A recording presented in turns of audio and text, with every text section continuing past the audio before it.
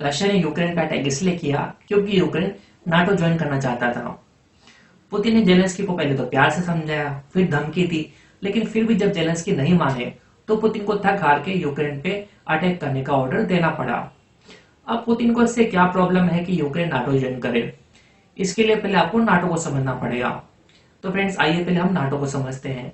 पर फ्रेंड्स अगर अभी तक आपने हमारे चैनल को सब्सक्राइब नहीं किया है तो प्लीज चैनल को सब्सक्राइब कर लीजिए, ताकि आपको इस तरह के इंटरेस्टिंग वीडियोस आगे भी मिलते रहें। फ्रेंड्स, अमेरिका ये अच्छी तरह से जानता है कि वो रशिया को कभी भी अकेले नहीं हरा सकता।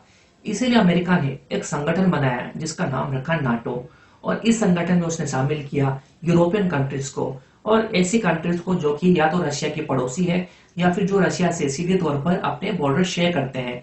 कंट्री जैसे कि पोलैंड, तुर्की, लिथुआ, लिथुआनिया, रोमानिया, बुल्गारिया, ऐसे बहुत सारे देश हैं। और अब इस संगठन में शामिल होने जा रहे हैं फिनलैंड, स्वीडन और यूक्रेन।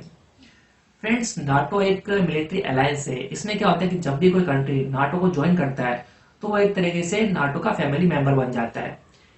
अब अगर कोई देश जो कि नाटो संगठन के बाहर का है वो हमला करेगा किसी नाटो देश के ऊपर, तो वो हमला उस देश पे नहीं माना जाएगा, बल्कि वो हमला माना जाएगा नाटो संगठन के ऊपर, और फिर नाटो संगठन मिलकर उस हमले का जवाब देंगे। दूसरी बात यह है कि जितने भी देश है नाटो वाले, उन सब में नाटो मिलिट्री अलायंस के बेस बने हुए हैं, और ये सब मिलकर साथ में वॉर डील वगैरह भी करते हैं। फ्रेंड्स, अमेरिका क्या कर रहा है कि नाटो के आड़ में नाटो देशों में अपने हथियार तैनात कर रहा है, अपने मिलिट्री तैनात कर रहा है, यहां तक कि उसने अपने न्यूक्लियर हथियार भी वहां पे तैनात कर दिए हैं। अब अगर यूक्रेन नाटो में शामिल होता है तो अमेरिका वहां भी अपने हथियार तैनात कर देगा। इससे रशिया को एक बहुत बड़ा खतरा है, क्योंकि रशिया और यूक्रेन एक बॉर्डर शेयर करते हैं, वो भी एक लंबा चौड़ा बॉर्डर। तो फ्यूचर में अगर कभी भी रशिया और अमेरिका का आमना सामना होता है, लड़ाई होती है, तो अमेरिका डायरेक्टली रशिया में घुस सकता है यूक्रेन के रास्ते।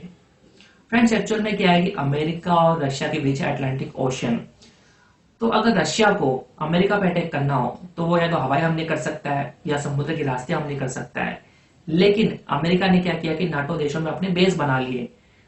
तो अब अगर अमेरिका को रशिया पे अटैक करना हो तो वो हवाई हमले भी कर सकता है, समुद्र के रास्ते भी हमले कर सकता है, और वो फिनलैंड, स्वीडन और यूक्रेन के रास्ते भी रशिया में डायरेक्टली घुस सकता है, वो भी नाटो फोर्सेस के साथ। ये अमेरिका की एक चाल है, वो जाल बिछा है रशिया के खिलाफ। वो रशिया को चारों तरफ से घेर रहा है, और फिर जब उसको मौका मिलेगा वो फाइनल अटैक कर देगा।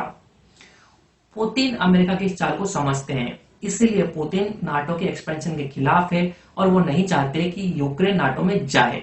लेकिन जेलेंस्की इस बात को समझते नहीं है, इसीलिए पुतिन को ना चाहते हुए भी यूक्रेन पे अटैक करना पड़ा। फ्रेंड्स,